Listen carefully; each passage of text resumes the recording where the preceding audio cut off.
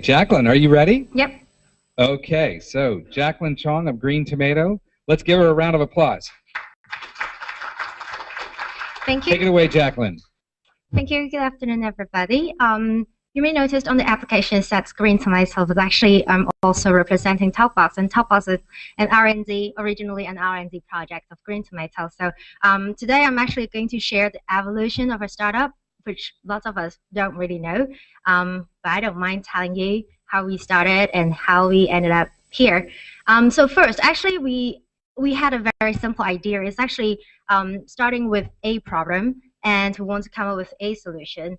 And what's actually bugging us was that people have been using WhatsApp for messaging, right? We are so used to text. We thought typing is it's a sort of like static code. Everybody do that, and we think otherwise because with voice we find that a message like this, it takes 1 minute and 16 seconds with 6 typos to type this message, but then with voice actually you can do it in 12 seconds. So why don't we use voice for messaging? I think no one really know how to do it. And especially when in situation like this, texting doesn't really make sense. So over 1 year of trial and error and over 10 prototypes developed, we had this signature one push hold to talk button developed. And it took us 1 year to come up with this idea. And we were quite proud to say that we were the world's first voice messaging application. We checked it on App Store, so that should be correct. And this is what the TalkBox is.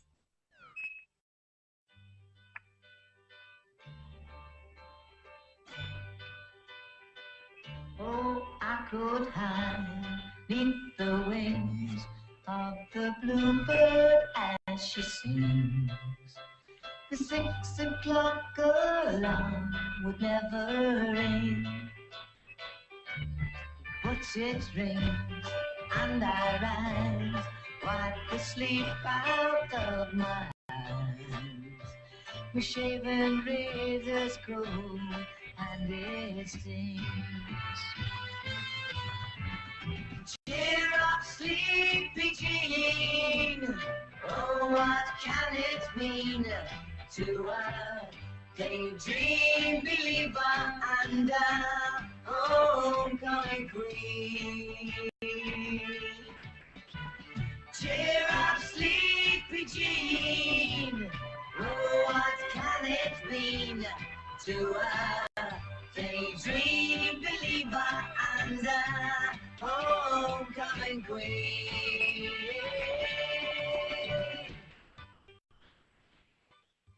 Okay, so as you can see, it's a voice messenger, and if you want to find out whether you can do the AR sort of like floating in the air messenger box, feel free to download it from App Store and Google Play, and then you can find it out yourself. What we realized is that it's not just convenience that people love about the TalkBox. It's actually the emotional aspect of this messaging that makes people see it as an addictive thing. And so as you can see, we sort of entered a phase, as most startups would do, that's chasing the users. And we were pretty good at that, actually. We won some awards. We got, many zero sort of user range. And then we're in many countries doing pretty well. And of course, the press loves about us. And, we sort of grow into a very aggressive phase of developing into not only the major platform, but also Windows phones, BlackBerry, and even desktop. And as you can see, we see the encouraging numbers reflecting in from all around the world. We grow our cloud server from 2, Amazon, we were using Amazon, and we grow it from 2 to 20. So you can imagine, you can do the mathematics, how expensive it is to run this messenger. We have the following, so we have to be there, be the community manager to manage all the expectations, all the feedbacks from around the world. We want to stay with all the celebrities using us, grow our team to from 5 to 20, and then we completed our Series A. So far so good, right? Not really.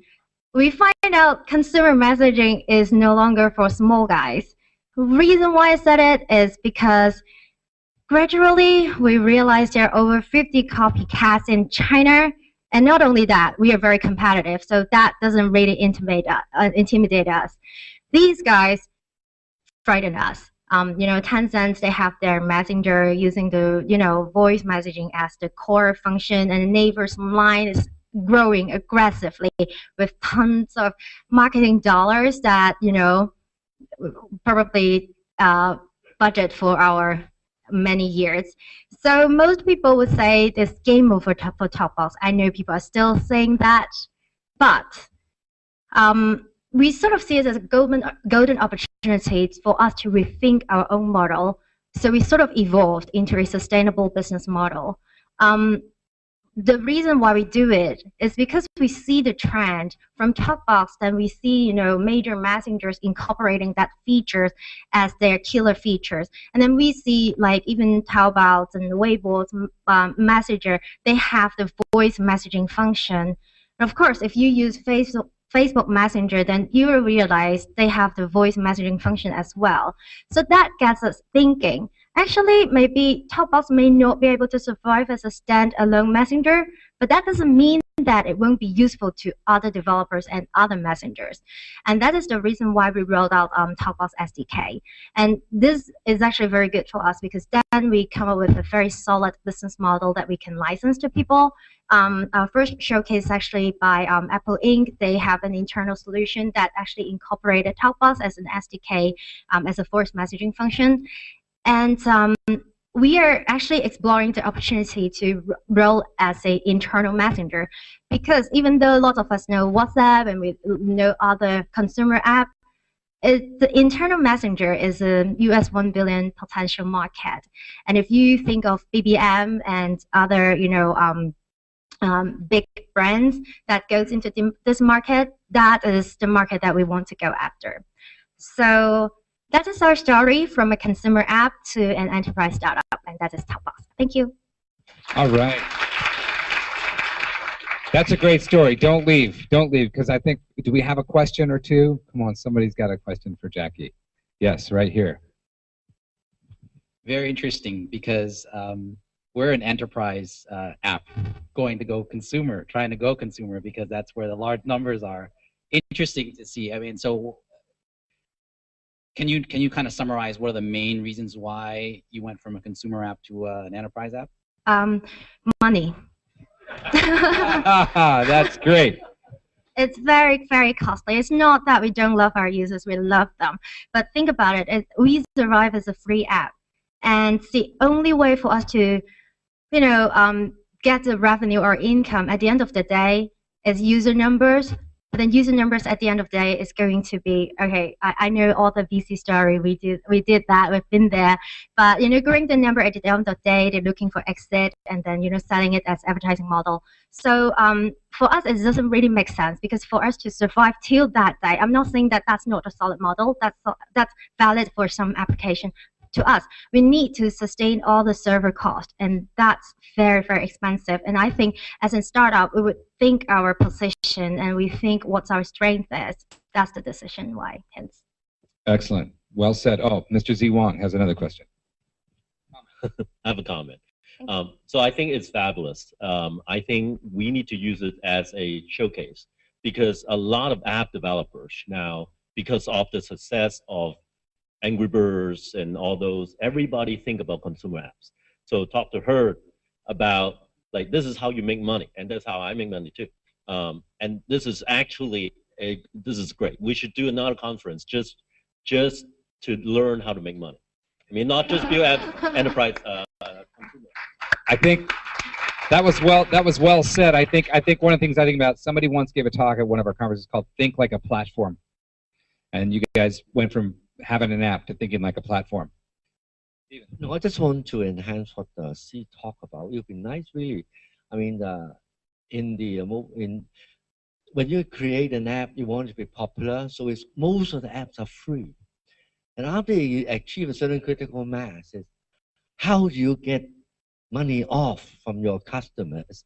And this is really, so it would be nice to have a conference talking about when you get to a certain critical mass, what are the models for value-added services and all that, and with some really success cases. That would be really interesting conference. Thank you.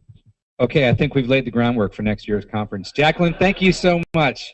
Thank you. Let's give her another round of applause. I hope I can be invited back to that conference then. Thank you.